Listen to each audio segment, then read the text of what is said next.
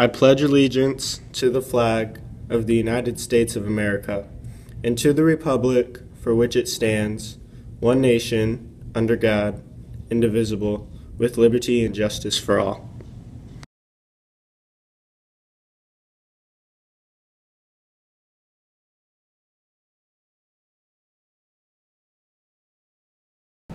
This past Friday, there was a power outage here at the high school that caused both students and staff to go home early.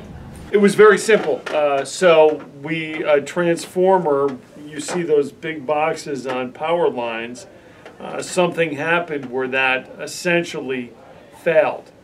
It's not quite clear why that transformer failed. It was a transformer out on Maple Drive near the Edinger Drive.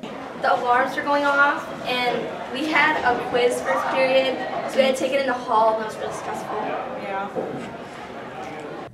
Well, it was during a really big class full of a lot of personalities, so everybody was pretty squirrely at first, but after about 5 or 10 minutes, it was business as usual.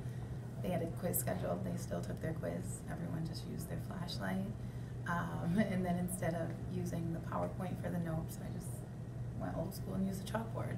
So we still ran class like we normally would. Your weather with Parker and Ryan. Today will be sunny and a high of 51 with a low of 36, and it's Wednesday.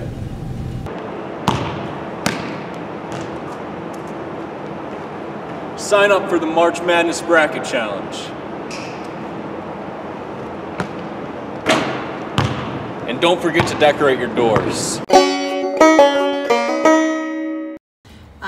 Dresses are really expensive. Sometimes they're $100, $200, $300, $400, and not everybody can afford a dress. Especially once you add in the cost of limo and dinner and the cost of the ticket. There's a lot of kids that have to pay for it themselves, and I don't think that's fair when there's millions of dresses that have probably been worn once and sitting in people's closets. So started the dress drive when I first started working here, and it's just gotten bigger and bigger ever since. So. Mr. Hartley, when I first started working here, had a tiny collection. There were like 7 dresses or something, and he said, "This really isn't my thing. I feel like you'd be better at this." So he kind of handed it over to me. Yeah, I would say more and more people utilize it every year. I think some people don't know about it, but through word of mouth. We also have services for dry cleaning and for altering dresses as well. So if people find a dress but doesn't quite fit them right, we can take care of it.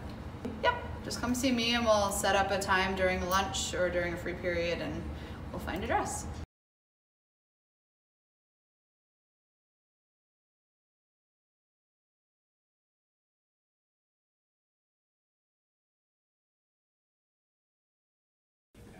The monologue I performed was the Richard monologue from Henry VI.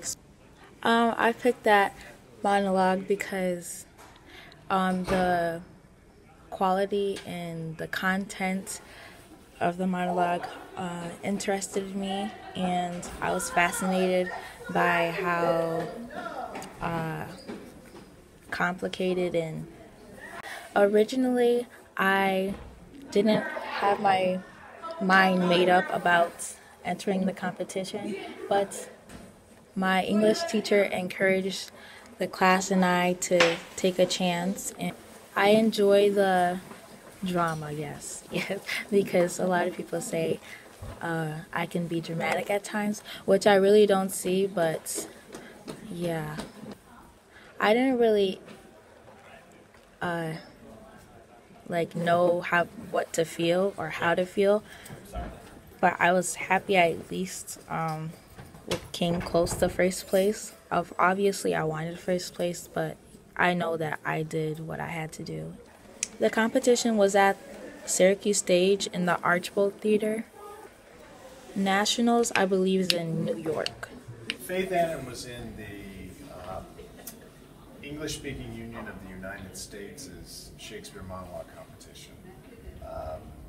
And we've had students do that for the last 10 or so years, and it involves reciting a monologue here at the school level and From that, we come up with our school winner, and then we move on to, that winner goes to the branch competition at Syracuse Stage, where he or she competes against usually 10 to 15 representatives from other schools.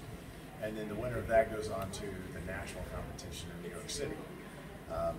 Faith this year did a monologue from Henry VI, I believe, where she portrayed Richard.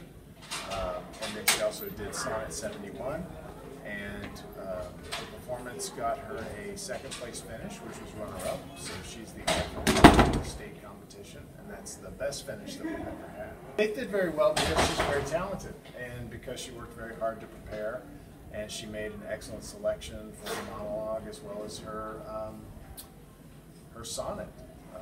But yeah, she put a ton of work into it, and you know, through the process, I kept seeing her improving and improving as she moved up, and so it's fantastic. And the fact that she's a sophomore with very little acting experience makes it even better. I would say keep on doing it, keep acting, and keep performing. You're a very, very talented woman. Today is the last day to sign up for the dodgeball tournament on Thursday. Don't forget to pay in lunches. Make sure to send announcements to JD Rampage at jd.cnyrick.org.